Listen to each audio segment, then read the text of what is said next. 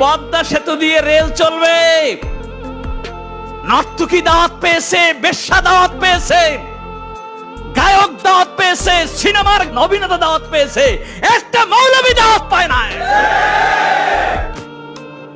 অথচ এই মাটিতে আমাদের হায়াতি দেখেছি রাষ্ট্র কিংবা সমাজ কিংবা পরিবারেরও কোনো কাজ হতো না আলেমদেরকে বাদ দিয়ে।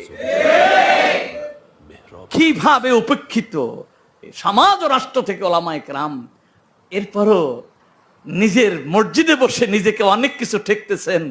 আহাম্মক এবং পাগল মাতাল কোন পর্যায়ের হলে একটি মানুষ এভাবে হতে পারে আমি জানি না। একটু কি হুঁশ এনে বাঁচার চেষ্টা করতে পারেন? কি চেষ্টা করা যায়?